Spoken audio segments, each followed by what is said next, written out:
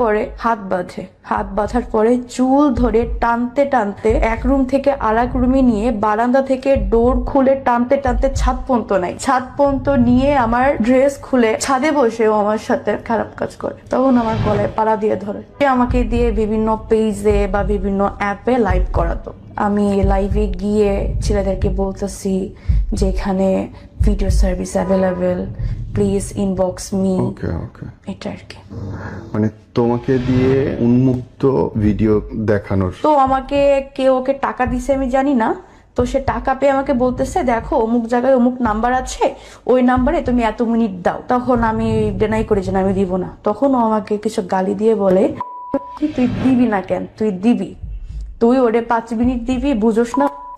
কথাটা ঠিকই এরকম ছিল লাইনটা। একজন আমাকে একটা অ্যামাউন্টের কথা বলেছে, বা ও যে অ্যামাউন্ট নির্ধারণ করেছে তার থেকে আমি একটু কম বলেছিলাম বিধায় সে আমাকে বলতেছে আমি তোর দাম উপরে উঠাইছি, তোর দাম নিচে নামাইতেছি। এভাবে আমরা সৎ উপায়ে বেশি দিন না বাঁচতে পারবো না। আমাদেরকে বড় হতে হলে একটু অসৎ উপায় অবলম্বন করতে হবে। আমাকে তখন এই কাজটার অফার করে। কি কাজ? দেহ ব্যবসার কাজে অফার করে, সে ডিরেক্টলি অফার করে। কি বলছে? হ্যাঁ, তখন আমাকে সে ডিরেক্টলি অফার করে, দেখো এভাবে হলে প্রতিদিন আমরা 10,000 টাকা আর্ন করতে পারবো, ইনকাম হবে প্রতিদিন 10,000 টাকা। মরে যাওয়াটা না এত সহজ না। তো একটা পর্যায়ে আমি তাকে বলেছি ঠিক আছে আমি রাজি, তবে আমাকে একটু খেতে দাও। এবং আপনি ওই লোকটার জন্য কাঁদতেছেন। এখন আপনি এটাকে ভালোবাসা বলবেন? যেই হাজবেন্ড পাশের রুমে বসে নিজের ওয়াইফকে জোর করে আরেকটা লোকের সাথে শোয়াচ্ছে, একটা না অসংখ্য মানুষের সঙ্গে দেহ ব্যবসা করাচ্ছে, আপনি তার জন্য কাঁদছেন। ভিডিও কলে অসংখ্য মানুষের কাছে আপনাকে খোলামেলা উপস্থাপনা করতেছে এবং বেচতেছে। আপনি বলতে চান এটা ভালোবাসা? এটা ভালোবাসা না। সে হয়তো আমাকে ভালোবাসেনি, কিন্তু আমি তো ভালোবেসে বিয়ে করেছিলাম। আমার মনে না এতটুকু ছিল যে আল্লাহ জনাকে চেঞ্জ করে দেয়। পুরো জায়গাটায় বিশ্বাস করেন, শুরুর দিনে যখন বলল তারপর থেকে আজ পর্যন্ত আমার মনে হয়েছে আপনার দোষ। কখনো এরকম শুনেছেন নিজের স্ত্রীকে অন্য একজনের কাছে বিক্রি করে দিচ্ছে কিছু টাকার জন্য? শোনেন নাই তো? গাটা শিউরে উঠবে আজকের এপিসোডটা শুনলে। যারা বিয়ে করতে যাচ্ছেন সেসব বোনদের জন্য খুব জরুরি, একই সঙ্গে সেসব ভাইদের জন্য জরুরি যারা বিপদে পড়ার সম্ভাবনার মধ্যে আছেন। আমাদের চেষ্টাটা যে কোনো অপরাধকে তুলে ধরার। সাপোর্ট করবেন আমাদেরকে, সাবস্ক্রাইব করে বা লিখে কেমন লাগছে শেয়ার করে মতামতটা জানাবেন। বোন, ডাক নাম কি আপনার? আমার ডাক নাম মারিয়া সুলতানা। আপনি বলছিলেন আপনার হাজবেন্ড আপনাকে বিক্রি করে দেয় মানুষের কাছে। হ্যাঁ, আসলে আমি ডিভোর্সে ছিলাম। আমার সাথে তার পরিচয় হয় একটা একটা অ্যাপে বা সামাজিক যোগাযোগ মাধ্যমে। এক পর্যায়ে তার আমাকে ভালো লাগে, আমারও তাকে ভালো লাগে। সে আমাকে বলেছিল যে তার একটু আর্থিক সমস্যা আছে, একটু কষ্ট করে চলতে হবে। ঠিক আছে, সমস্যা নেই, আমি অভাবের ভিতরে বড় হয়েছি, আমি সার্ভাইভ করতে পারবো। তো তাকে ওইভাবে বিয়ে করা। বিয়ে করার প্রথম 1 মাস এমন অবস্থা গেছে আমাদের, আমরা 2 দিন আসলে ঠিক মতো খেতে পারিনি। খাবারের কষ্ট? হ্যাঁ, খাবারের কষ্ট, জামা কাপড়ের কষ্ট, ঠিক মতো বাসা ভাড়াটা বেয়ার করতে পারিনি। সব দিক থেকে এক প্রকার কষ্ট গেছে। তখন আর কিছু উপায় না পেয়ে আমি যেহেতু ইন্টার কমপ্লিট, সেহেতু আমি যেহেতু মার্কেটিং এক্সপার্ট ছিলাম আগে, আমি চাকরি খোঁজার জন্য বের হই। সেও টুকটাক চেষ্টা করে, কিন্তু অতটা না। তার একটাই বক্তব্য ছিল, সে কিছুই পারে না, সে কি করবে, সে ইট ভাঙতে তার কষ্ট হয়, সে রিক্সা চালাতে তার মান সম্মান লাগে, সে কিছুই করবে না। আমি তাকে কোনো প্রেশার দিই না। আমি একটা মার্কেটিংয়ে ছোটখাটো একটা জব অ্যারেঞ্জ করি। অ্যারেঞ্জ করার পরে মোটামুটি একটা পজিশনে আসি। এটা কি বিয়ের পর? বিয়ের পরে, হ্যাঁ। আমি একটা জব অ্যারেঞ্জ করি, সে তখন কিছুই করতো আপনাদের না। বিয়ের সময় কি আপনাদের পরিবার ছিল সাথে? না, বিয়ের সময় পরিবার ছিল না। মানে দুই পরিবারের মতের বাইরে গিয়ে বিয়ে করা? হ্যাঁ, মতের বাহিরে বলতে তার মাকে সে বলেছিল, তার মা ডেনাই করেছিল বিকজ অফ আমি ডিভোর্সি, এর জন্য তার মা রাজি হননি। আর আপনার পরিবার? আমার পরিবার তো রাজি হয়নি। কেন? কেন আসলে তারা তারা আমার ভালোর জন্যই চাইতো যে আমি আরেকটু সময় নিই বা আরেকটু ডেভেলপ হয়ে দেন বিয়ে শাদীর বিষয়টাতে যাই, কিন্তু ওই যে ভালো লেগে যাওয়ার ব্যাপারটা। আপনি বলছেন যে আপনার বিয়ের সময় আপনার মা বাবা ছিলেন না সাথে, জি। ওরা কি জানতো যে বিয়ে করে ফেলবেন আপনি? আসলে যেহেতু প্রতিটা মানুষই তো তার গার্জিয়ানকে খুবই ভয় পায়, আমিও সে জায়গা থেকে আমার বাবাকে বা আমার মাকে ভয় পাইতাম। একটা টাইম হয়তো বলতে চাইনি, একটু লেট করে বলবো, এভাবেই তাদেরকে বলা হয়নি। তখন বয়স কত আপনার? তখন আমার বয়স 21 অথবা 20। ওকে, বিয়ের পরে আপনি উঠলেন কোথায়? বিয়ের পরে আমরা উঠেছিলাম আবদুল্লাপুরে, উত্তর আবদুল্লাপুরে একটা ফ্ল্যাটে, দুজনে? Single flat. হ্যাঁ। ওকে। টাকা পয়সা ইনকাম? টাকা পয়সা তখন তার কাছে কিছু ছিল, ওইটা দিয়ে আমরা ফ্ল্যাটে উঠি, কিন্তু যতটুকু ছিল ততটুকু দিয়ে পরের মাসে চলার মতো কিছু ছিল না। ওকে। তো আমি ওই মাস থেকেই জব স্টার্ট করি আপনার বাংলা মোটরে। তো জব, আব্দুল্লাহপুর থেকে আসতে হ্যাঁ বাংলা মোটরে বাংলা কাজ মোটরে করতেন? প্রতিদিন আসা যাওয়া লাগতো, একটু খরচ ছিল। এই জন্য আমি অফিস থেকে স্যারকে আমার অবস্থার কথা বলে আমি বলছিলাম, স্যার আমার একটু সমস্যা, আমার যাওয়া আসার প্রবলেম, আপনি একটু কিছু স্যার কষ্ট করে স্যার আমাকে কিছু অ্যাডভান্স দিতেন। তো উনি একটা পেপারে সাইনিং করে আমাকে জাস্ট 3,000 টাকা যাওয়া আসা বাবদ দিয়েছিল। তো ওই টাকাতে যাওয়া আসা করতাম। তো আমি যখন অফিসে থাকতাম তখন থেকে সে আমার অনুপস্থিতিতে বাসায় মেয়ে আনতো। কতদিনের মধ্যে এই ঘটনা? এটা ফার্স্ট অফিস যেদিন শুরু করি তার 3 দিন পর থেকে মানে শুরু হয়। বিয়ের 1 মাসের মাথায়? জি। কেন? এই প্রশ্নটা আমারও ছিল, কেন। কারা? আসলে প্রথম প্রথম আমি ভাবতাম হয়তো ও বোধহয় কারোর সাথে রিলেশনশিপে আছে, হ্যাঁ। হয়তো ওই জায়গা থেকে। দেখি না, বিভিন্ন টাইম বিভিন্ন মেয়ে আসতেছে। আর যে সিকিউরিটি ছিল তাকে বলতো যে আমার বোন, তো সিকিউরিটি বলতো যে আপু আপনার কয়টা বোন, আসলে কয়টা বোন আপনার। আমি বললাম আমার তো কোনো বোন এখানে আসবে না। হ্যাঁ। আমি তখন সিকিউরিটিকে বলিনি, কেন বলিনি, কারণ আমার ফ্যামিলি পারিবারিক বিষয়টা বাইরের কেউ জানবে, এটা আমি তখন চাইনি। তো আমি সিকিউরিটিকে ধরা দিতাম না যে হ্যাঁ আমার বোন আছে। তো আমি তাকে ধরি একদিন যে কি আসলে। কিভাবে, মানে আপনি কি কোনোদিন দেখছেন নাকি না, সিকিউরিটি আমি তো বলছে? সিকিউরিটি দেখেছি, আমি কিভাবে দেখবো, বিকজ অফ আমি তো সকাল 8টায় বের হই আর বাসায় আসতে বাজে আপনার 8টা, সাড়ে 8টা। হ্যাঁ। তো আমি কিভাবে দেখবো এটা। আপনি যখন ঢুকতেছেন তখন সিকিউরিটি আপনাকে বলতেছে ইভেন মানুষ আসছে? সে আমাকে বাসে উঠায় দেওয়ার পরে ওই সাইড থেকে মেয়ে নিয়ে আসে। হ্যাঁ, মেয়েরা আবার ওর থেকে টাকা পয়সাও চাই। তো ফার্স্টে যখন আমি এটা বুঝতে পারি যে ও একটা মেয়েকে বাসায় আনতেছে বা এনেছে, তখন আমি তাকে ধরি। সে কেমন আমাকে করে বলে, বুঝলেন? ওই যে সিকিউরিটি বলেছিল যে আপনার আসলে কয়টা বোন। আর আরেকটা ক্লু পেয়েছিলাম হচ্ছে, ওকে একজন হোয়াটসঅ্যাপে মেসেজ করেছিল যে আমার এতটা টাকা লাগবে। কখন? তখন আমি বলি টাকার জন্য আমি চাকরি করতেছি, 2 বেলা খাইতে পারতেছি না আমি। তখন ফিল্ডে জব করতাম, তো তো আমার হেঁটে হেঁটে জব করতে হতো। তো দুপুরে আমি খেতে পারতাম না, আমি চিন্তা করতাম আমি এখন খেলে রাতে কি খাবো, এরকম। তো টাকার জন্য খেতে পারতেছি না, তুমি টাকা দিচ্ছ মানুষকে কিভাবে। পরে বলে অনেক পুরনো ফ্রেন্ড বিপদে পড়ে গেছে চাচ্ছে। তো তখন থেকে আমার সন্দেহ শুরু হয় যে আসলে মেয়ে মানুষ বিবাহিত ছেলের ফ্রেন্ড হয় ঠিক আছে, কিন্তু এ কেমন ফ্রেন্ড, তুমি তুমি করে বলতেছে। আবার কিছু শব্দ মানে স্নেহময় আদরময় শব্দ যেমন আমরা বলে থাকি, শব্দ উচ্চারণ করতেছে। আমি তাকে ডিরেক্টলি ফোন দিয়ে জিজ্ঞেস করি যে আসলে আপনি কে। পরে সে আমাকে বলে আমি তার ওয়াইফ। ওয়েট, মানে আপনি ওয়াইফ, আপনি যে ফোন করলেন তারে, সে বলতেছে সে ওয়াইফ? সে ওয়াইফ। এখন আমি তো আমার পায়ের তলে থেকে মাটি সরে গেছে যে আমি তার ওয়াইফ, সে আবার ওয়াইফ, মানে ওয়াইফ কয়জন। আমি বললাম আসলে কি আপনি তার বিবাহিত স্ত্রী। পরে সে বলে যে না এখনো বিয়ে করিনি, কিন্তু বিয়ে করব। বললাম বিয়ে করব তাই ওয়াইফ বলতেছেন। পরে বলতেছে যে ও কি বিবাহিত। আমি বললাম হ্যাঁ ও বিয়ে করেছে, 1 মাস হচ্ছে। তো পরে বলে এটা তো আমি জানতাম না। তো তার সাথে কথা বললাম, এক পর্যায়ে জানতে পারি সে আমার বাসায় একবার না 12বার এসেছে। তাদের ভিতরে অনেক কোয়ালিটি টাইমও ছিল। তো অনেকবারই সে বাসায় এসেছে। সে বলেছে যে এটা তার বন্ধুর বাসা, তার বন্ধুর ওয়াইফ আর বন্ধুর হাজবেন্ড চাকরি করে, সেখানে তারা টাইম স্পেন্ড করতেছে। তো এটা যখন একদম পুরাই আমি জেনে যাই, তখন ওই মেয়েটাকে প্রচন্ড গালিগালাজ করে আমার এক্স হাজবেন্ড। হ্যাঁ। হ্যাঁ, কেন করে, তার দোষ কি, সে কেন বললো আমার কাছে। আচ্ছা। তো ওই মেয়েটাকে সব জায়গা থেকে ব্লক করে দেয়, নাম্বার ডিলিট করে দেয়। আর আপনি তখন আমি, আপনার হাজবেন্ডের কাছে জবাব দিতে চাইলেন না? হ্যাঁ চেয়েছি যে আসলে কেন। পরে বলে আসলে একা একা থাকি তো, সময় যায় না। তখন আমি ছেড়ে দিচ্ছি, ঠিক আছে আমি চাকরি বাকরি কিছুই করতে পারবো না, তোমার সংসার তুমি কিভাবে চালাও সেটা তুমি জানো, আমি কিচ্ছু করতে পারবো না। তখন আমার থিঙ্ক ছিল এটা। সে আমার পায়ে ধরে মাফও চায়, আমি মাফ করে দিই, কারণ এটা আমার দ্বিতীয় বিবাহের জন্য।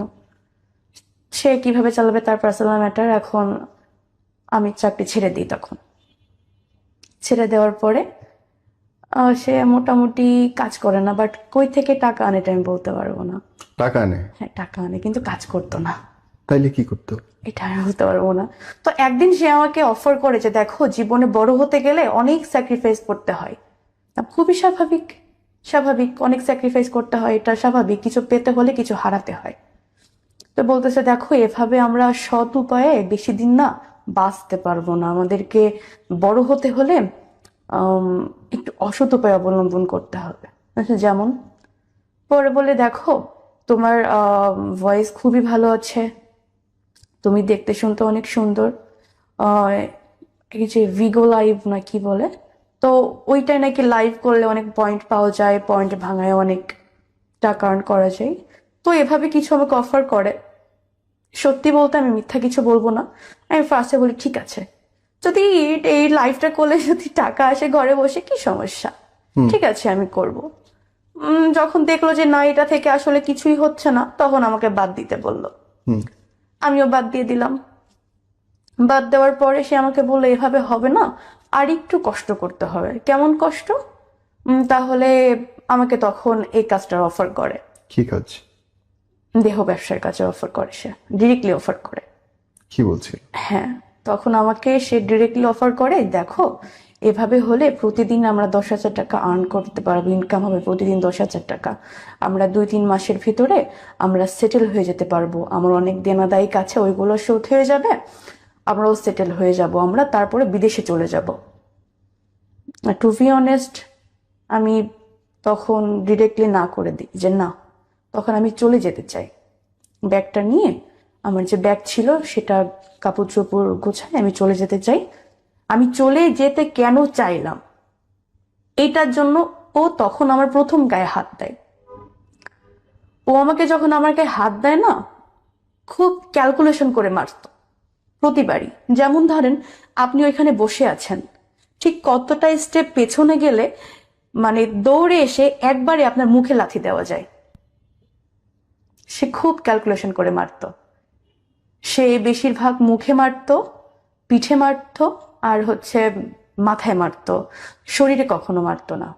আর যখন সে আমাকে মারতো তার 1 থেকে 2 সপ্তাহের ভেতরে কখনো ঘর থেকে বাহিরে নিয়ে যেত না।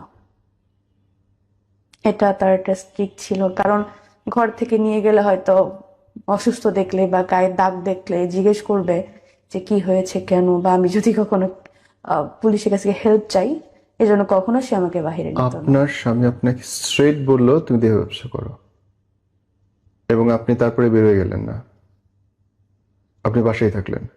আমি বের হতে চেয়েছিলাম, তখন স্যার আমি থাকি 6 তলার উপরে, হ্যাঁ। ডোর অফ করলে কিন্তু শব্দ বাহিরে যায় না। হ্যাঁ। আমার ফ্যামিলি এখানে থাকে না, তারা থাকে গ্রামে, ঢাকাতে আপন বলতে কেউ নেই।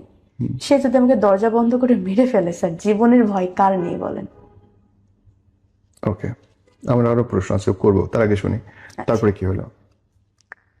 তারপরে সে আমাকে অনেকদিন ফোর্স করে, না না না না করতে করতে এক প্রকার সে আমাকে বোঝানোর জন্য ঘরে বাজার ঘাট সবকিছু অফ করে দেয়, সবকিছু অফ করে দেয়।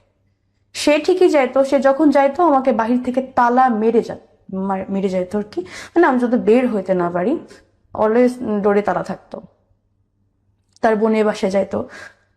আরো ঘটনা আছে, আসলে তার বোনের বাসা বলতে তার বোনের বাসা না, তার আবার আগে বিয়ে আছে, 13 বছরের সংসার আছে, সে ওইখানে যাইতো, বাট তার বোর পরিচয়টা দিত ছোট বোন হিসেবে, যে ওটা আমার ছোট বোন বড় বোন এভাবেই আর কি, মানে বোনের পরিচয় বউকে রাখতো। ছি।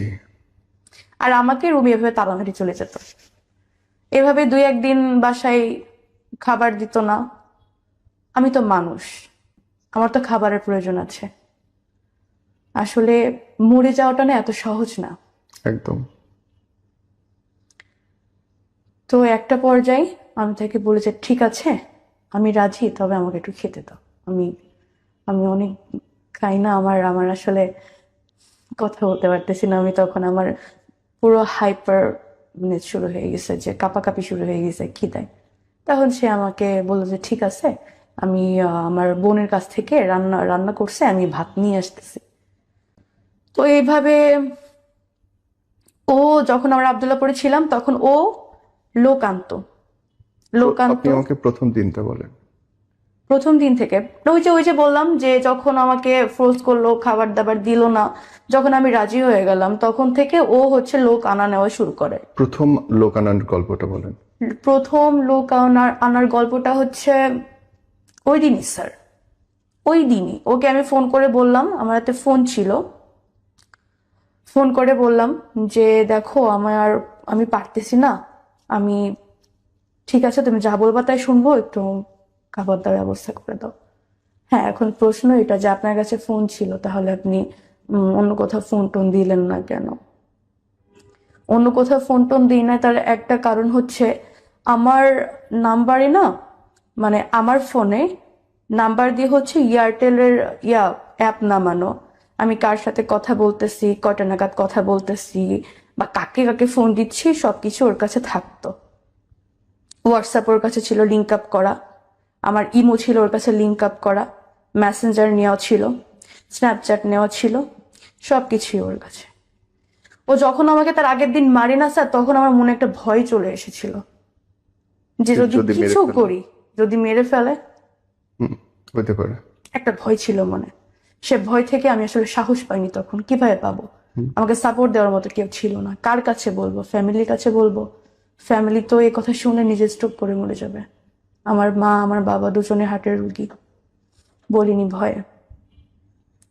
সেদিন ও আসার সময় লোক নিয়ে আসে, সেদিনই লোক নিয়ে আসে।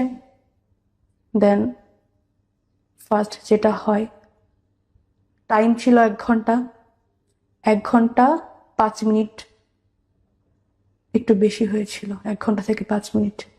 5 মিনিট বেশি কেন হলো, এর জন্য সে আমাকে আবার মারে। সে আমাকে শুধু মারে না, গরম পানি করছিল, ওই গরম পানি আমার গায়ে ঢেলে দেয়, শুধুমাত্র গোসলের নামে, যে এখন গোসল করতে হবে। সে আমার রুম থেকে আমার চুল ধরে টানতে টানতে টানতে টানতে ওয়াশরুমে নিয়ে যাই, যে তোর এখন গোসল করতে হবে বলে আমার গায়ে গরম পানি ঢেলে দেয়। কিছু বলি না। ওই সময় ও আল্লাহর ছিল উপরে কোথায়? ওই 1 ঘন্টা ও ছিল কোথায়? রুমে ছিল।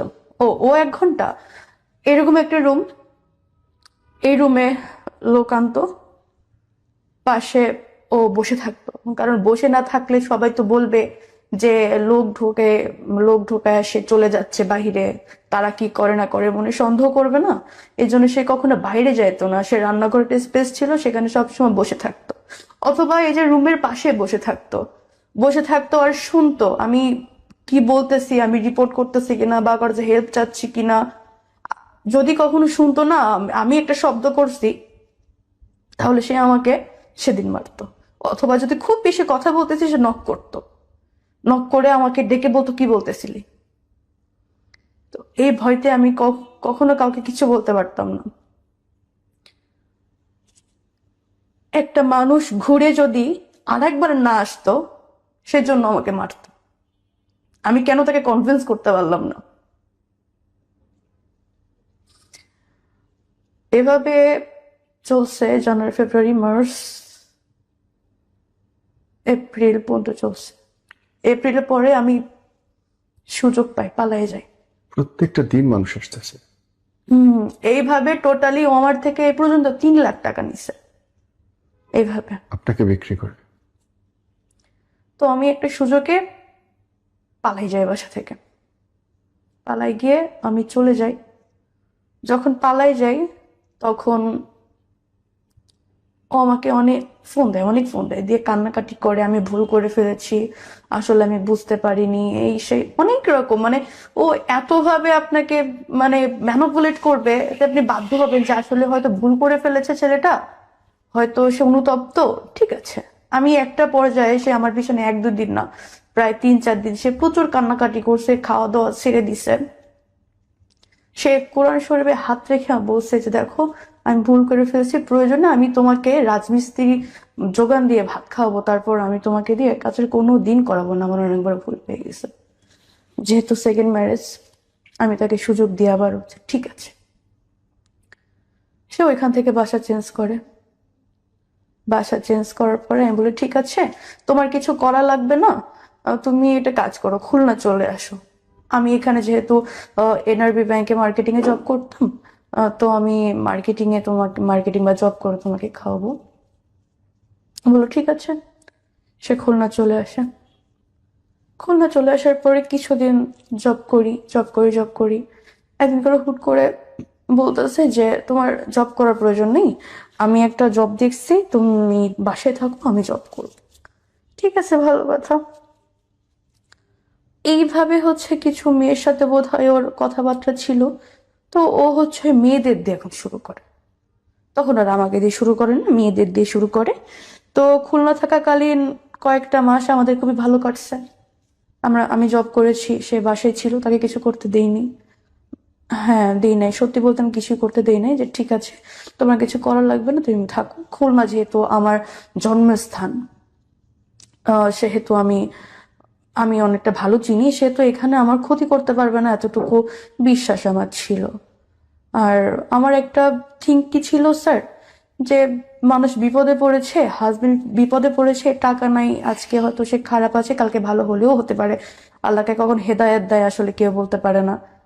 আমি চাচ্ছিলাম যে ও এতটুকু বুঝুক যে আমি ওর জন্য কষ্ট করতেছি বা আমি ওকে ভালোবাসি। আমি চাকরি করলাম, আর ওর জন্য চাকরি খুঁজতে লাগলাম, যেহেতু ও কষ্টের কোনো কাজ করতে পারে না। আমি চাচ্ছিলাম যে একটা ভালো কোনো রিসিপশনিস্ট বা টি বয়, এরকম কিছু একটা জব যেখানে ও রুমের ভেতর থেকে করতে পারবে। কারণ আমি যে ফিল্ডে কাজ করি, আমার এক মার্কেট থেকে আর এক মার্কেট বা এক অফিস থেকে আরেক যেতে হয় অফিসে, সেহেতু এত কষ্টের কাজ আমি চাচ্ছিলাম না ওকে দিতে। তো খুলনায় ভালো ছিলাম, তখন ভালো বিহেভ করেছে। তারপরে সে হুট করে বলে যে আমার একটা চাকরি হয়ে গেছে। তখন তো আমি খুশি যে আলহামদুলিল্লাহ, আল্লাহ মুখ তুলে তাকাইছে। তো সে আমাকে কক্সবাজার নিয়ে যায়, বললো কক্সবাজারে একটা 5 স্টার হোটেলের ম্যানেজার হিসেবে আমার চাকরি হয়ে গেছে। তখন একটু সন্দেহ লাগে মনে, যে হোটেলের ম্যানেজার। আমি বললাম থাকতেই পারে, খুবই স্বাভাবিক, যেহেতু এই সেপ্টেম্বর, এপ্রিলে পালাইছি, এপ্রিল, মার্চ, এপ্রিল, মে, জুন, জুলাই, আগস্ট, সেপ্টেম্বর, না আগস্ট, সরি আগস্টে সেই কথাটা বলার পরে আমি যেহেতু 4 মাসে অনেক ভালো ছিল বা আমরা ভালো ছিলাম, ভেবেছিলাম হয়তো মানুষ চেঞ্জ হয়ে গেছে। তো আমি চলে যাই। চলে যাওয়ার পরে কক্সবাজারে যাওয়ার পরে একই কাহিনী। তবে এবার হয়তো সে লোক আনা নেওয়াটা করতো না, সে আমাকে দিয়ে বিভিন্ন পেজে বা বিভিন্ন অ্যাপে লাইভ করাতো। কিরকম? লাইভটা হচ্ছে এরকম, আপনি একটা প্রোডাক্ট সেল করতেছেন, প্রোডাক্টটার কোয়ালিটি কি বা প্রোডাক্টটা কি দিতে পারবেন, ওরকম একটা লাইভ, কিন্তু টপিকসটা চেঞ্জ। কিরকম?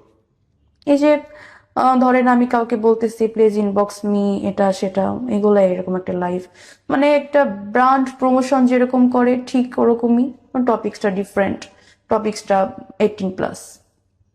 আমি একেবারেই জানি না, একেবারেই বুঝি না, ওকে স্পষ্ট করে বলো। স্যার, এই লাইভটা ছিল এরকম যে আমি লাইভে গিয়ে ছেলেদেরকে বলতেছি যে এখানে video service available, please inbox me, okay okay, এটা আর কি।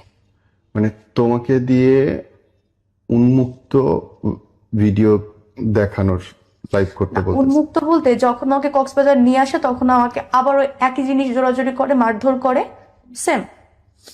তখন আমি বলি যে ঠিক আছে আমি রাজি, কিন্তু একটা শর্ত, আমি আমার মুখ দেখাতে পারবো না।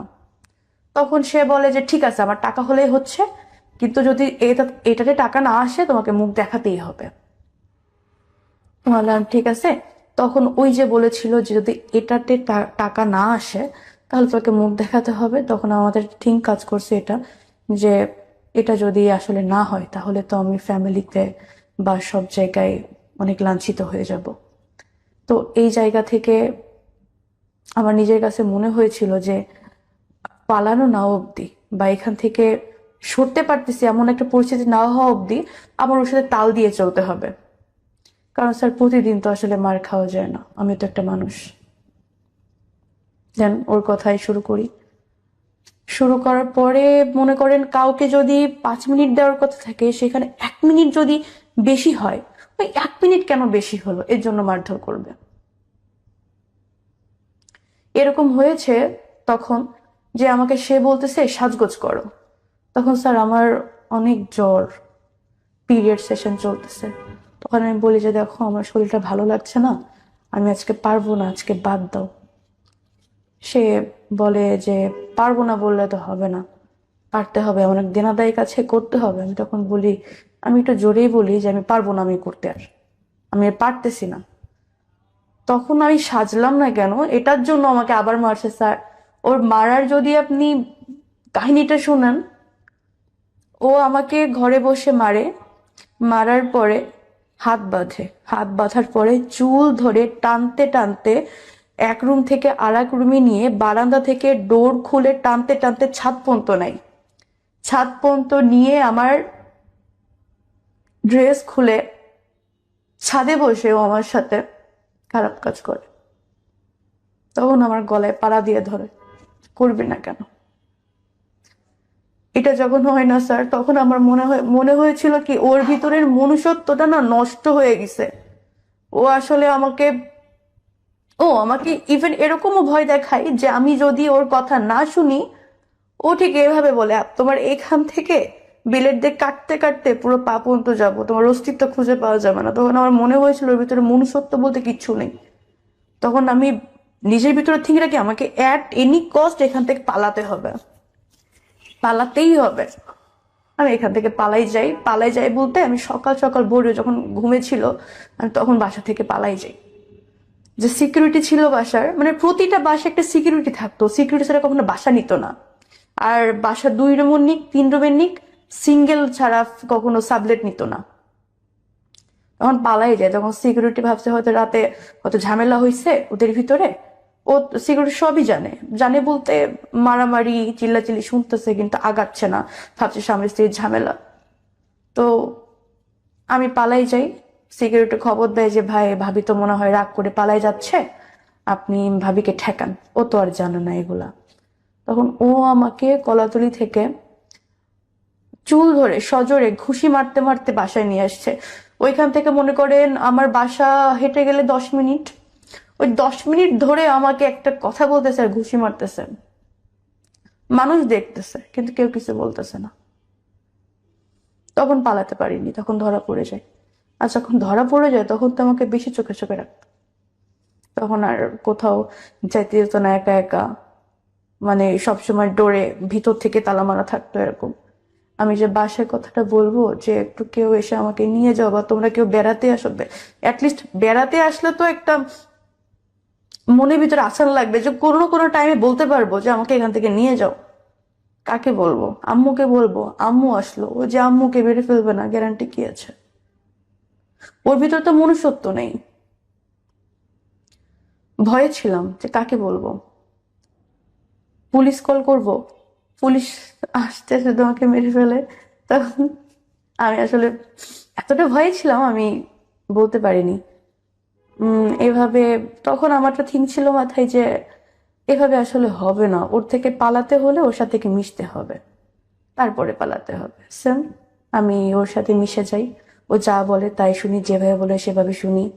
ইভেন ওকে খুব ভালো ভালো রান্না করে খাওয়াই। আর একটা বিষয় কি স্যার একটু মাঝখানে বলি, এটা এই যে বিয়ের কয়েকটা বছরে না ও আমার সাথে এত কিছু করেছে, আমি তখনো পর্যন্ত ওকে না আমি কখনো হাত দিয়ে নিজের হাতে খেতে দিইনি। আমার না মনে হতো যে আমি যে নিজের হাতে খেতে দিচ্ছি না বা ওকে এত ভালোবাসা দিচ্ছি, ও অন্তত এ ভালোবাসার জন্য চেঞ্জ হয়ে যাক। যে ওকে একটা মেয়ে এত ভালোবাসতেছে, ওকে তো আমি আমার জীবন যৌবন টাকা পয়সা সবকিছু দিচ্ছি, ও চেঞ্জ হয়ে যাক, অন্তত এটার জন্য চেঞ্জ হয়ে যাক যে মেয়েটা আমাকে ভালোবাসে। চেঞ্জ হয়নি। আমি ওইখান থেকে সুযোগ বুঝে আবার পালাই যাই। আবার পালাই যাওয়ার পরে আহ কয়েকটা দিন যাই, যেহেতু ডিভোর্স দেওয়াটা তো সহজ না, ডিভোর্সে একটা সময় লাগে বা একটা টাকার ব্যাপার স্যাপার আছে। আমার হাত ফাঁকা ছিল, তখন কোনো রকমে ঢাকায় আসি। এসে একটা পোস্ট করি যে আমার আর্জেন্ট থাকার জায়গা প্রয়োজন, আমি একটা মেয়ে মানুষ, বিপদে পড়ে এসেছি, যদি কোনো হৃদয়বান ব্যক্তি থাকে না, আমাকে একটু থাকার জায়গায় সাহায্য করবেন, হোস্টেল বা কোনো একটা ম্যাস হলে খুবই ভালো হয়। হয়তো আমি আপনাদেরকে ভাড়া এখন দিতে পারবো না, আমাকে একটু সময় দিতে হবে, স্যালারি পেলে দিয়ে দেবো এমন কিছু। তো একজন নক করে বলে যে আমার এখানকার রুম আছে, বেড আছে, মেয়েরা থাকে, আপনি থাকতে পারেন। আপনি কোথায় জব করেন? আমি বললাম স্যার আমি এখানে জব করি না, কিন্তু খুঁজতেছি। বললো ঠিক আছে, আমার এখানে ভ্যাকেন্সি আছে, আপনি আমার এখানে ঢুকে পড়েন মার্কেটিং এ, আর আপনি আমার এখানে থাকেন। তো এভাবে জয়েনিং করার পরে সে আমাকে বলল যে আপনি 6 মান্থের ভিতরে জব ছাড়তে পারবেন না, আর আপনার রিয়েল সার্টিফিকেট দিতে হবে। তখন আমার বললাম যে স্যার না, তাহলে প্রয়োজন নেই, কারণ 6 মান্থ আসলে আমি ঢাকায় স্টে করব কি করব না এটা তো আমি জানি না। আর রিয়েল সার্টিফিকেট বলতে আমি 6 মান্থের ভিতরে জব ছেড়ে দিলে সে আমার সার্টিফিকেট দিবে না। তো এভাবে আমি যাই নাই চুক্তিতে, আমি জবটা ছেড়ে দিয়ে আরেকটা জব খুঁজি। এর ভিতরে সে অনেক কান্নাকাটি দিতে চায়। কে? Ex husband. আচ্ছা, এরকম ফ্যামিলি থেকে বারবার ফোন আসে, ওরা তো আর জানে না এগুলা। ফ্যামিলি থেকে বারবার চাপ আসছে যে তখন তারা আমাকে ব্লেম করতেছে যে আমি কতটা খারাপ হলে বিয়ে করি আর ছাড়ি, যেহেতু আমি ডিভোর্সে ছিলাম ফার্স্টে, সেকেন্ড ম্যারেজ করেছি, ছেড়ে দিচ্ছি। তো তাদের জায়গা থেকে, আর আমার ফ্যামিলিতে কিছু মানুষ আছে যাদের কাজই চর্চা করা, নট অনলি মাই মাদার, আমি আমার মামুর কথা বলছি না, আরো কিছু পার্সন আছে তাদের কাজই চর্চা করা। তো তারা আর কি সুযোগ পেয়ে যায় কথা বলার, বিভিন্ন রকম কথা বলে। বাসা থেকে চাপ আসতেছে যে ও মরে দিচ্ছে, মরে যাচ্ছে, এরকম। তো ফার্স্ট আমি তাকে ফোন দিলাম, দিয়ে বললাম যে এগুলো কি শুরু করছেন আপনি? আপনার সাথে হয় না, আমি তো আপনার কোনো ক্ষতি করিনি, আমি তো কি এখান থেকে বের হয়ে থানায় যাইনি, তাহলে আপনি এগুলো কেন শুরু করতেছেন? পরে বললে যে আমি ভুল করে ফেলছি আবারও, আমি এরকম আর ভুল করব না, তুমি দরকার পড়ে স্ট্যাম্প করে নাও, আমি এরকম ভুল আর করবো না, তুমি যদি আমাকে ফিরিয়ে ধরে দিব। আমি ফোন কেটে দিই। ফোন কেটে দেওয়ার পরে ওর মা আমাকে ফোন দেয়। ওর মা আমাকে ফোন দিয়ে বলে যে আমার ছেলে হয়তো ভুল করে ফেলছে, আমি ওর মা হিসেবে তোমাকে কথা দিচ্ছি এরকম ভুল আর করবে না, তুমি আমার মুখের দিকে তাকিয়ে ওকে এবার ক্ষমা করে দাও, ওর এরকম কিছু করবে না। আমি সবার কারো কথা শুনিনি, আমি ইগনোর করতেছি। পরে একটা টাইম শুনি দূরে দিছে। এখন ফ্যামিলি থেকে আমাকে বলতেছে যে সে যদি ওর কিছু হয়ে যায় দায়ভার কি তুই নিবি, এটা সেটা। ওর মা কান্নাকাটি করতেছে যে আমার ছেলে ভুল হয়তো করেই ফেলছে, তোমাকে জায়গা লিখে দিব, মানে যত রকম প্রলোভন দেখানো যায় আমাকে তত রকম দেখাচ্ছে। কিন্তু স্যার আমার কখনো টাকা পয়সার লোভ ছিল না, কখনোই ছিল না। তখন একটা সময় সে তার মৃত বাবার কসম খায়, সে বলে যে আমি তোমাকে স্ট্যাম্প করে দিব, আমি কখনো তোমাকে মারবো না, কখনো এগুলা করাবো না, বা হচ্ছে আমি তোমাকে আমার জায়গা লিখে দিব, জায়গা জমি লিখে দিব যাতে তোমার একটা সেফটি থাকে।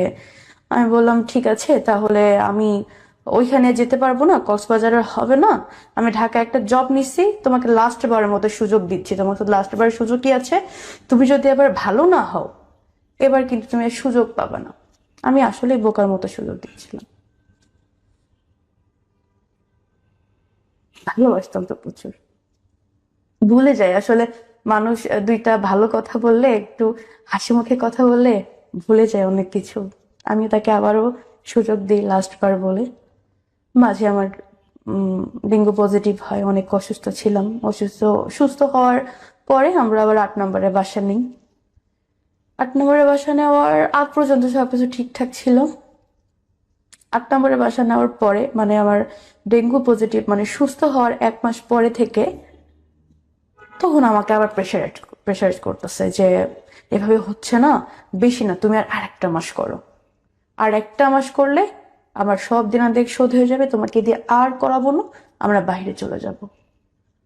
বাইরে চলে যাব বলতে আমাকে বাইরে পাচার করতে চেয়েছিল। যখন আমি ওর এই যে থিংটা আবার দেখতেছি তখন তো বললাম না, ও তো চেঞ্জ হয় নাই।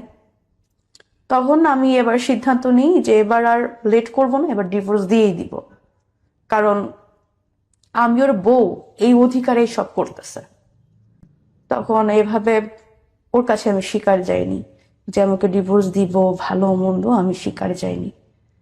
এর মাঝে আমাকে অনেকবার হুমকি দিচ্ছে, ওটা পরে বলি।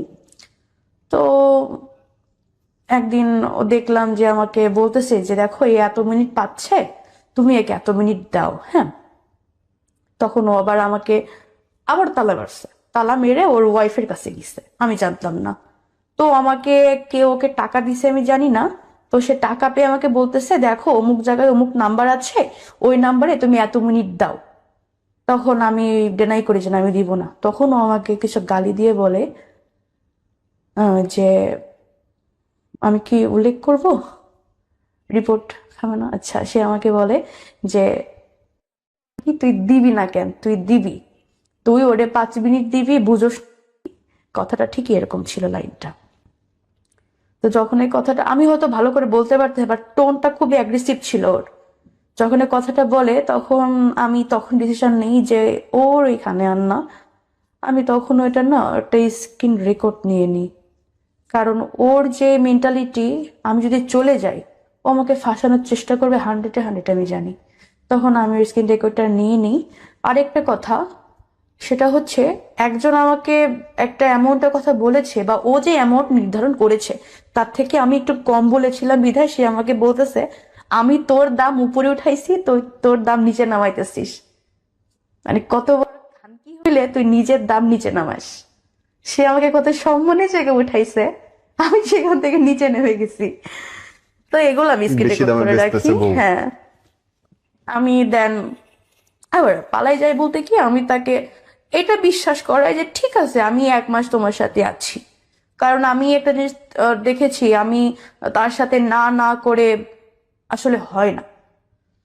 তার সাথে যত মিলেমিশে থাকা যায় সে আমাকে হয়তো বিশ্বাস করে।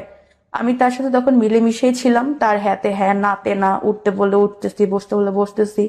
এভাবে একদিন পালাই যাই, তখন আমি একেবারে সিদ্ধান্ত নিই যে আমি ডিভোর্স এবার দিয়েই দিব, ডিভোর্স দিয়ে দিব। আসলে আমি পালাই যাই, সে তাকে আমি বললাম যে দেখো ভালোই ভালোই বলতেছে আমার লাইফ থেকে চলে যাও, এতদিন সহ্য করছে, এখন আর না, আমি কিন্তু আবার পুলিশের কাছে যাব।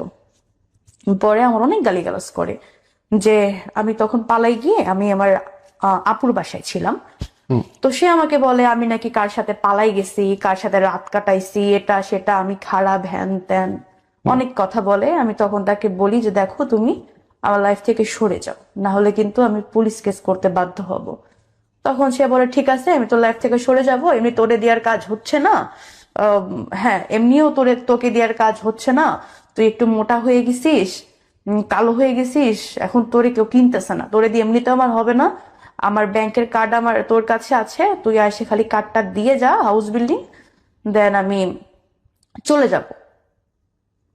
আমি বললাম শিওর? ওরা বলে হ্যাঁ শিওর। আমি ওরকম, আমি কোনো বাসায় যাব না, চিপায় যাব না, ওর বাই রোডে ওর ব্যাংকের কার্ডটা দিয়ে আমার হিসাব ছিল আমি চলে যাওয়ার মতো। সেম কাজ, আমি তাকে তার ব্যাংকের কার্ডটা দিই, দিয়ে মানে সে ওইখানে আমি এখানে, সে আমাকে চোখ দিয়ে ইশারা করতেছে, মানে সে আমাকে ফাইলে আছে খেয়ে ফেলবে। যখন আমি তার ওই যে মুডটা দেখি তখন আমি আবার পিছে ব্যাক, যে না আমি ওই সামনে যাব না। তখন আমাকে দৌড়ে এসে ধরছে, ধরে বলে যে আমার ব্যাগে কার্ড দে, এভাবে এই কার্ড দে, কার্ড দে। আমি কার্ডটা দিলাম ওকে, দেওয়ার পরে আমি একটা রিক্সাওয়ালাকে ডাকি, যে মামা দাঁড়াও। রিক্সাতে উঠি, ও পিছন থেকে লাফ দিয়ে রিক্সাতে উঠে আমাকে সজোরে এই এই জায়গাটা দিয়ে আমার এইখানে 2-3টা এভাবে কেন দিয়ে হচ্ছে হিট করে। হিট করার ফলে আমার এই জায়গা থেকে কথা বের হইতেছে। তো যখন আমাকে হিট করে তখন আমার একটা জোর ছিল যে আমি পাবলিক প্লেসে আছি, এখন তো আমাকে এভাবে মারতে পারবে না। তখন আমাকে রিক্সা থেকে ধাক্কা দিই, রিক্সাতে ধাক্কা দেওয়ার পরে এক প্রকার যখন পড়ে যায় তখন তখন আমাকে আবার সজোরে হিট করে। যখন আমি চিল্লায় উঠি তখন লোকজন এসে ধরে যে কি ব্যাপার, আপনি রাস্তার পরে মেয়ে মারতেছে, বলো ও আমার ওয়াইফ, আমার ওয়াইফে মারবো না কি করব সেটা কি আপনাকে বলবো? পরে আমি সবাইকে বলি যে ভাই ও আমাকে দিয়ে এরকম অনেকবার মারধর করে, আমাকে বাসায় আটকে রাখে, ভাই আমি বাসায় যাবো না, আপনারা কিছু করেন। হাউস বিল্ডিং এ খুব একটা মানুষ জড়ো হয়ে যায়। জড়ো হয়ে যাওয়ার পরে তখন ওরা সবাই ধরে যে ভাই আপনি তো মেয়ের এভাবে আটকায় মারতেছেন, মেয়ে তো স্বীকার করতেছে। বলে ভাই না, হাজবেন্ড ওয়াইফের ঝামেলা ভাই, মিটমাট হয়ে যাবে, আমি দেখে নিচ্ছি ভাই। তখনও আমাকে লোকের কাছে বলে যে আমি কি তোমাকে সবসময় মারি, আমি তো তুমি অন্যায় করলে মারি, আচ্ছা ঠিক আছে মারবো না, বাসায় চলো। আমি বলি যে ভাই আপনি তো দেখেন আমি বাসায় যাবো না, ও বাসায় গেলে ভাই এটার জন্য আবার মারে বাসায় যাবো না। পরে সবাই বলতেছে যে ভাই আপু আপনার হাজবেন্ড ওয়াইফের ঝামেলা আপনার বাসায় গিয়ে মিটান। স্বাভাবিক বলবে। তো আমি বললাম স্যার আমি বাসায় যাব না। তো এইভাবে বাসায় যাব না করে ডানে গেলে সে ডানে যাচ্ছে, বায়ে গেলে বায়ে যাচ্ছে, সে আমাকে ছাড়বেই না। বেশ ভালো কথা। এই যে ও আমাকে রাস্তার পরে মারধর করছে, এই কথাটা আমার ফ্যামিলি পর্যন্ত যায়। তখন আমার ফ্যামিলি থেকে বাবা মা ফোন দিয়ে তাকে ওয়ার্নিং দেয় যে আমার মেয়ে কিন্তু আগের সংসার ছেড়ে আসছে শুধুমাত্র এই মারধরের জন্য। তাই না? তুমি যদি এভাবে মারধর করো তাহলে বিষয়টা কেমন হয়ে যায় না? আহ, তুমি নেক্সট টাইম কখনো আমার মেয়ের গায়ে হাত দিও না। তখন ফার্স্ট টাইম ফ্যামিলির কাছে একটা রিপোর্ট যায় সে আমাকে মারছে। তো ফ্যামিলি তো আমাকে বোঝাই যে যেহেতু সেকেন্ড ম্যারেজ, তুমি একটু কষ্ট করে থাকার চেষ্টা করো। বিয়ে তো মানুষের বারবার হয় না, মেয়ে মানুষ, তুমি একটু কষ্ট করে থাকার চেষ্টা করো। তো আমার মনে তো অন্য কিছু চলতো না, আমি তো জানি আমার সাথে কি হচ্ছে। হুম। তখন সে বলল যে ঠিক আছে তোমাকে আমি মারবো না, তোমাকে দিয়ে আমি এগুলোও করাবো না, চলো আমরা বাহিরে চলে যাই। আমি তো জানি ওর মনে কি চলে। আমি বললাম ঠিক আছে যাব। সে, তাকে আমি সেদিন, বিশ্বাস করেন ভাইয়া, আমার মনের ভিতরে এটাই ছিল যে আমি ওদিনই পালাই যাব। তাকে যত রকম ভালো বিহেভ করা যায় সেদিন আমি তাকে অনেক পদে রান্না করে খাওয়াইছি, সেদিন আমি তাকে নিজে গোসল করাই দিছি, সেদিন আমি তাকে নিজে রেডি করাই দিছি, সেদিন আমি মানে এত যত্ন করছি ভাই। ওই যে কথায় আছে না, মানুষ যখন শেষ বিদায় হয়, শেষ বিদায় হওয়ার আগে মানুষকে যে সাজসজ্জাটা দেয় না, আমার মনে ছিল এটা আমি আজকে সেটাই করতেছি। ইভেন সে যখন চলে যাবে ভাই, আমি তাকে, মানে সে ট্যুরে যাবে, সে ট্যুরের জন্য রেডি হচ্ছে, সে ট্যুরে যাবে 2-3 দিনের জন্য। এই জন্য আমি তাকে অনেক রান্না বান্না করে দিচ্ছি, তাকে এটাও অফার করছি যে অনেক দূর তো যাবা, সাথে করে গেছে নিয়ে যাও, খাবা কি বাইরের খাবার খাওয়া ভালো না। তা আমি তাকে সেদিন জড়ায় ধরে ভাই অনেক কান্না করছি। কেন কান্না করছি ভাই, ও তো আমার সাথে খারাপ করেছে কিন্তু আমি তো এরকম ভালোবাসিনি ভাই। আমি ওকে তো ভালোবেসে বিয়ে করেছিলাম। এই একটা বছরে কখনো ওকে নিজের হাতে খাইতে পর্যন্ত দিই নাই। নিজের জানে ভাই আমি একটা ডিম একটা দুধ কখনো দেই না। প্রতিদিন ½ কেজি করে দুধ রাখতো ভাই, একবার দুপুরে একবার রাতে। ডিম একটা দুপুরে একবার রাতে। নিজে কখনো নিজের পরনে একটা দিইনি। এই যে বাসায় এত খরচ হচ্ছে, ইনকাম হচ্ছে, সব আপনার দেহ বেচা টাকা। সব। এই টাকাটা যদি আমি বাসায় দিই, আমি বাসায় বাসায় কেন দিচ্ছি, এটার জন্য আমার মার খেতে হয়। এবং আপনি ওই লোকটার জন্য কাঁদতেছেন এখন। আপনি এটাকে ভালোবাসা বলবেন? যেই হাজবেন্ড পাশের রুমে বসে নিজের ওয়াইফকে জোর করে আরেকটা লোকের সাথে শোয়াচ্ছে, একটা না অসংখ্য মানুষের সঙ্গে দেহ ব্যবসা করাচ্ছে, আপনি তার জন্য কাঁদছেন। ভিডিও কলে অসংখ্য মানুষের কাছে আপনাকে খোলামেলা উপস্থাপনা করতেছে এবং বেচতেছে, আপনি বলতে চান এটা ভালোবাসা? এটা ভালোবাসা না। সে হয়তো আমাকে ভালোবাসেনি কিন্তু আমি তো ভালোবেসে বিয়ে করেছিলাম। আমার মনে না এতটুকু ছিল যে আল্লাহ জনাকে চেঞ্জ করে দেয়। পুরো জায়গাটায় বিশ্বাস করেন, শুরুর দিনে যখন বলল তারপর থেকে আজ পর্যন্ত আমার মনে হয়েছে আপনার দোষ। অবশ্যই আমার তো। আপনার যে শরীর, আপনি যদি চাইতেন তাকে আঘাত করে বেরোয় আসা, 999-এ কল করে বেরোয় আসা, দুনিয়াতে মানুষ বাঁচতেছে না একা একা কেন? প্রতিটা মোমেন্টে আপনার সুযোগ ছিল ওই লোকটাকে আঘাত করে বেড়ায় আসা, আত্মসম্মান নিয়ে বাঁচার জন্য। ভয় ছিল। 1000টা মানুষের সঙ্গে আপনি কাপড় খুলে দাঁড়াইছেন, সেটার চেয়ে এইটা ভয় বেশি হইলো যে আমার সমাজের লোক কি বলবে?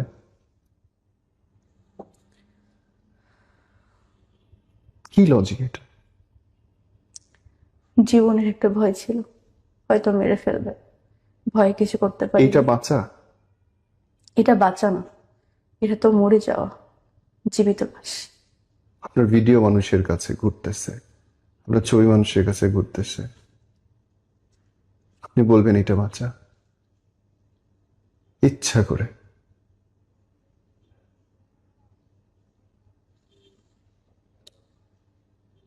আপনি ওকে সুযোগ দিছেন আপনার উপর অত্যাচার করার,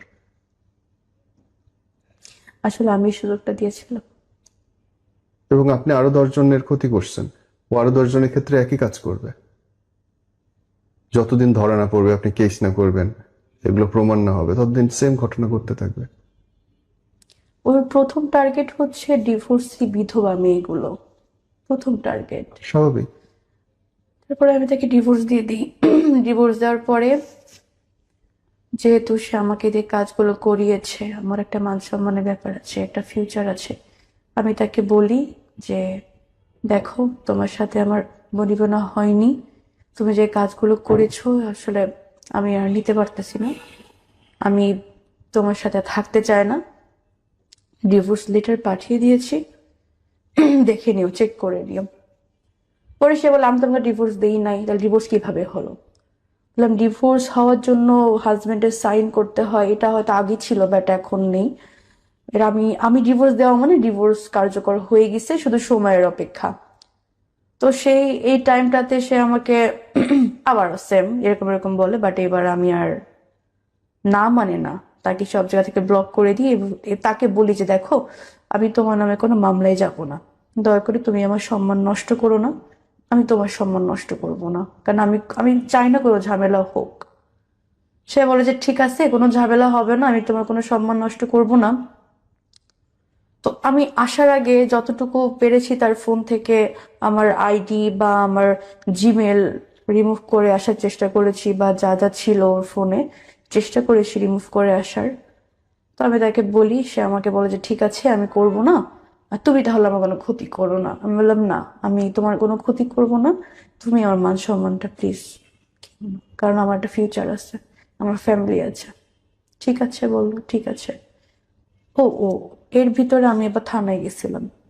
থানায় যাওয়ার পরে আমি স্যারের কাছে সবকিছু খুলে বলি যে স্যার আমার সাথে এরকম এরকম হয়েছে, স্যার আমি এখন কি করতে পারি, স্যার আমি কি করতে পারি? তখন সে আমাকে দেখে বলল যে আপনার সাথে এতদিন ধরে হয়েছে, তাহলে আপনি এতদিন আসেন নাই কেন? স্বাভাবিক।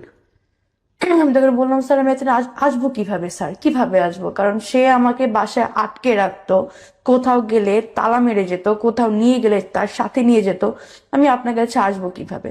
পরে বললাম আপনি বাইরে গেলে চিৎকার করতে পারেননি যে বাঁচাও বাঁচাও, বা আমার সাথে এগুলো করতেছে? আমার স্যার এগুলো আসলে বলা যায়, এগুলো কি আসলে হয় যে আমি বাহিরে গেলাম আর রাস্তার পরে চিৎকার করলাম? এগুলো কি আসলে হয় স্যার? মানে কতটা মেয়ে পারে? বললো যে পারেননি সেটা তো আপনার ফল, তাহলে আপনি এখানে কেন আসছেন আমাদের কাছে? আহ এভাবে অনেক কথা বলে। বলার পর আমার মনে হয় যে এভাবে আসলে কিছু হবে না, তো আমি উঠে চলে আসি। তারপর আমি নিজের ভিতরে সেট করে নিই যে যা ছিল কপালে ছিল, হয়ে গেছে, এটা নিয়ে তো পড়ে থাকা যাবে না, আবার সামনে আগাতে হবে। তো আমি তার সাথে ওই কনভারসেশনে যাই যে দেখো তুমি কোনো ক্ষতি করো না আমার। ডিভোর্সের যখন 3 মাস পার হয়ে যায়, এর ভিতরে অনেক চেষ্টা করেছে আমাকে নেওয়ার, কিন্তু আমি যাইনি। ডিভোর্সের 3 মাস পার হলে সে আমার ভিডিও, আমার ছবি, সবকিছু আমার ফ্যামিলিতে দেয়। আমার ফ্যামিলি থেকে শুরু করে আমার গ্রাম, অফিস কলিগ, সব জায়গায় আমার ভিডিওটা দিয়ে, আমার ছবি দিয়ে বলতেছে এই মেয়েটা এরকম। এটা এটা বলার পরে আমার ফ্যামিলি থেকে আমাকে তো প্রেশারাইজ করতেছে যে এটা কেন, কিভাবে? আর বললাম না ফার্স্টে কিছু মেম্বার আছে যারা হচ্ছে তাদের কাজই চর্চা করা, তারা তো সুযোগ তাদের জন্য।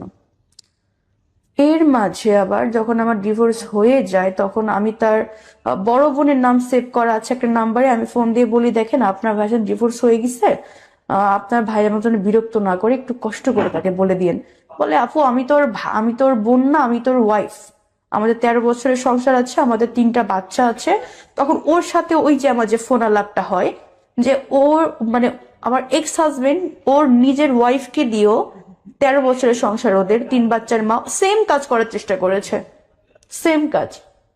ইভেন সে করে নাই বিধায় তাকে অনেক মারধর করছে, তার সাথে থাকে না, তার খরচ বহন করে না এই জন্য। কিন্তু করছে ওই মহিলা? ওই মহিলা করেনি, বিকজ করে অফ নাই। ওই মহিলার 2টা বাচ্চা আছে, তো হোয়াট এটা এভার, ওর ওই জন্য। মহিলা করে নাই এবং মরে যায় নাই কিন্তু। বুঝতে পারছেন পার্থক্যটা আপনারা? ওর তার তো একটা জোর ছিল ভাই, 2টা বাচ্চা আছে, গ্রামের ওটা বাচ্চা দুর্বলতা মানুষ হিসেবে যায়। দেখতে পারেন। এটা চয়েস, এটা চয়েস। আমি ভয় পেয়ে গেছিলাম আসলে, মেরে আন্ডারস্টুড। ফেলবে। ভয় ভয় পেলে মানুষ আর কিছু থাকে না, এটা সত্যি। বোন, আপনার এই আমি খুব কি করতাম ভাই বলেন? আপনার অনেক কিছু একা করার ছিল। একটা বাসায় থাকি, আপনার অনেক কিছু করার ছিল ডে ওয়ান থেকে, যখন আপনার হাজবেন্ড বলছে সেই মুহূর্ত থেকে আপনি বের হয়ে তাকে ডিভোর্স দিয়ে তার নামে কেস করতে পারতেন ইনস্ট্যান্ট। 999 কল করলে পুলিশ কেস নিতে বাধ্য এবং সবচেয়ে দ্রুত কাজ হয়। Everyone knows it. ও যখনই বাইরে গেছে আপনি জানলা দিয়ে চিৎকার করলে পাশের বাসার লোক এসে আপনাকে উদ্ধার করতো। না স্যার, ওইভাবে কখনো ফ্ল্যাট নিত না। আপনি 6 তলায় নিলে 5 তলার লোক শুনতো। তাহলে স্যার আমাকে যখন মারতো তখন কেন আসতো না তারা? সিচুয়েশন অনেকভাবে কন্ট্রোল করা যায় বোন, অনেকভাবে কন্ট্রোল করা যায়। আমি পারিনি। আপনি পারেন নাই, আপনি চান নাই, সামহাও আপনি অবসেসড ছিলেন তার ব্যাপারে। হ্যাঁ, এটা একটা মনে কাজ করতো যে হয় সে হয়তো চেঞ্জ হয়ে যাবে। এখন আমি আমার সম্মান বেঁচে যদি তার চেঞ্জ চাই, ফাইন, তাহলে আর কিছু বলার নেই। বাট ট্রাস্ট মি ব্রাদার, আপনি ঠিক করেন নাই সেটা অবশ্যই। এবং আপনি খুব বড় অন্যায় করছেন। আপনার লাইফটা থেকে বোন যদি কেউ শেখে, কি শিখতে পারে বলেন তো? আমার লাইফ থেকে যদি কেউ কিছু শিখে তাহলে যে বোকামিটা, এরকম বোকামিটা যেন কেউ না করে। আর এই যে খোঁজ খবর না নিয়ে দুমদাম করে কাউকে ভালোবাসে ইমোশনাল জায়গা থেকে কাউকে বিয়ে না করা বা রিলেশনে যাওয়াটাকে আমি প্রেফার করব। এটাই শেখার আছে। ওনার সিচুয়েশনে হয়তো আমি আপনি থাকলে সেম কাজটাই করতাম অথবা করতাম না।